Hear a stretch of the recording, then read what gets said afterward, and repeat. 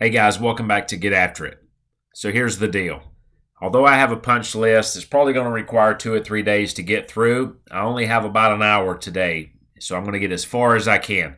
So in this episode, you're going to see how far that is. So without further ado, let's get after it.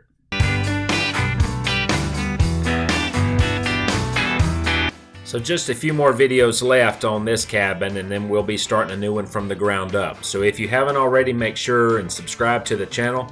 That way you'll be notified each and every weekend when we put out a new video. But this next cabin is going to be something to see, and definitely something you're going to want to be a part of.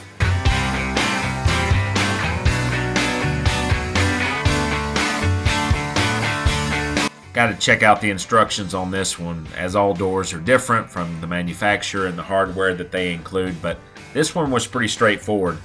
Basically a rail along the top that acts as a track for a roller to go in, and then a little bit of a hinge pivot kind of deal attached to the floor. So not nearly as tough as I thought it would be. Frankly, a little embarrassed that I procrastinated this one as long as I did, but anyway, today's the day. So just basically followed the directions, getting the measurements right, and obviously when it was time to frame out this door and to do finished trim, I actually had those instructions in hand and knew exactly the reveal that I wanted.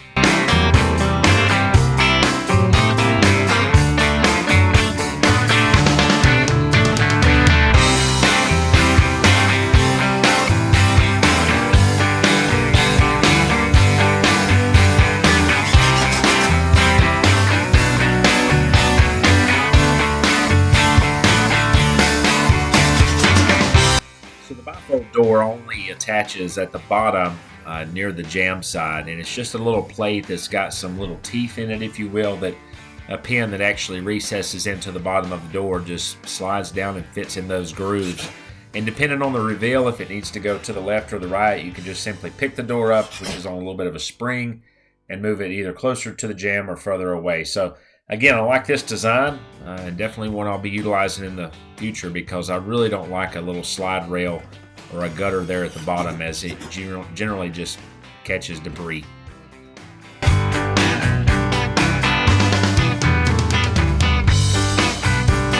You know, bifold doors, sliding doors aren't generally something that you would utilize if space weren't an issue. But in these tiny homes, they're a way to get maximum square footage, maximum use of the floor space that you have, while also being able to access these little areas. So in this case, I don't think you can do any better than a little bifold door.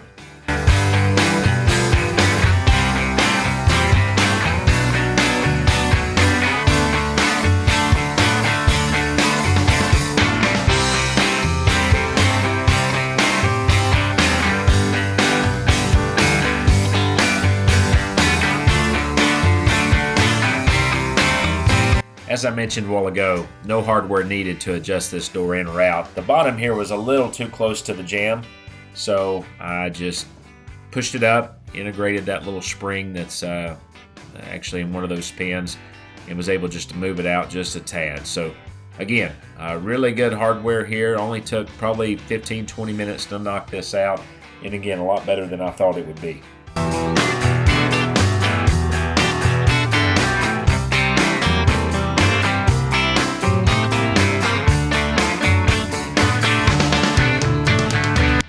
Go. Smooth operating 24-inch bifold door.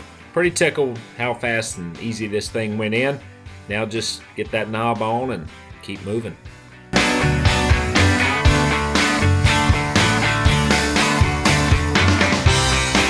Because this door is not going to have a traditional doorknob or any sort of latching mechanism, it's really up to you as to what you want to do. What I'm doing here is just 1.5 inches off the side of the door, and then finding the middle of that cross member there, left to right, and where those two lines intersect is where I'm drilling the hole for the hand knob.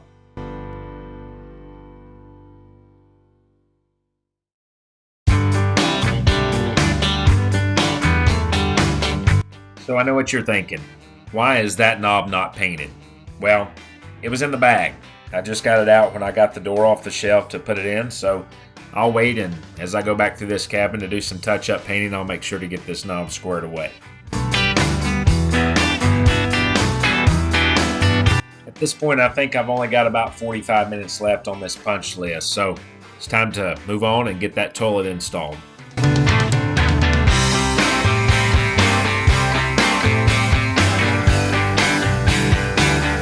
So you look at your building supply house and you'll find that toilets range anywhere from $100 to several $100s. And frankly, the bowls are generally made the same. There's not a lot of design differences in the bowls themselves, but where the magic is actually in the apparatus in the back that refills the tank. And what I have found is if you really want to save money, get a cheap toilet, get an off-the-shelf upgrade kit for the back. That way your toilet doesn't just inadvertently run all the time or have a hard time refilling it all.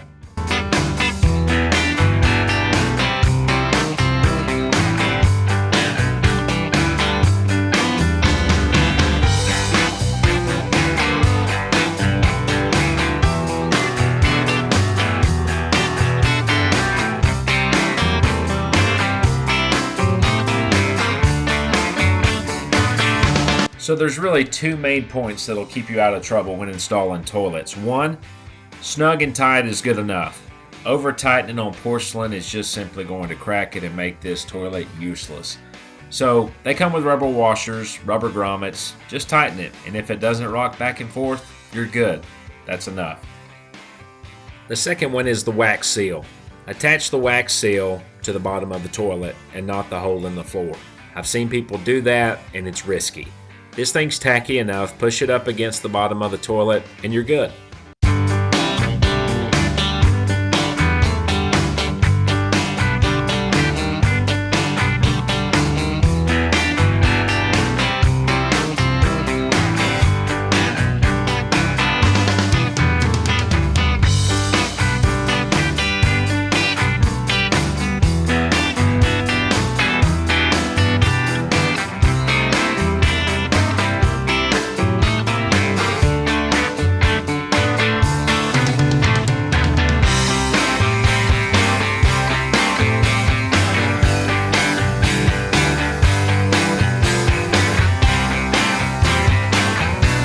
Next thing is, and you'll see here, you just knock out the little centerpiece there of where the pipe's going to go through the floor.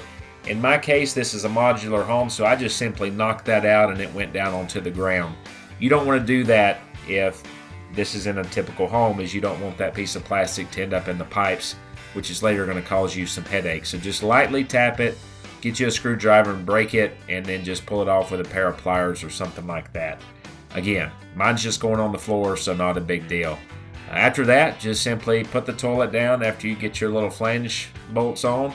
Just getting it snug, centered. Make sure that you've got room between the tank and the back and the wall for your lid. And again, just tighten these down. Snug is good. Not going to put the lid on just yet, as we're going to be transporting this home to its final home. But I will go ahead and put these little caps over to cover the hardware that's coming through the floor, and we'll get this thing ready for transport. So I'm down to about 20 minutes left on this day, so I'm going to try to get this mirror in above the bathroom vanity. Biggest thing here, and it's a mistake I've made on several occasions, is to be careful not to just simply measure the width and the height of the mirror, but rather look on the back of the mirror and see where your screws are. In my case, they were actually down about 3 inches from the top of the mirror, so I needed to account for that when putting my hangers in and make sure that I wasn't interfering with this light, not to mention trying to stay above that plug fixture that you see just to the right of the vanity.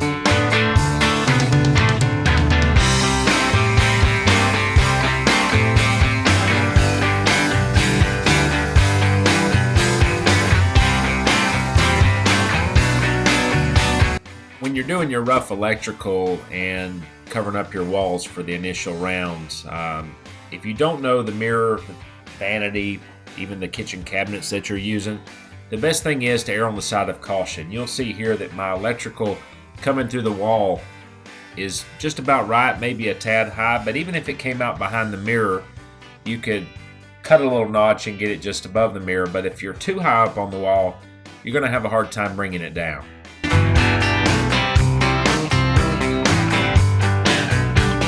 And there we go. With the exception of some faucets, the bathroom is now wrapped up. I've got a few minutes before I've got to go, and I'm going to run the clock out getting this place straightened up. I can't handle working in a mess, but sometimes I get so carried away with getting it done that frankly I can step over a mess for a day, maybe two at most. But in this case, I've got a few minutes, not really enough time to start another project, so I'm going to get this place straightened up.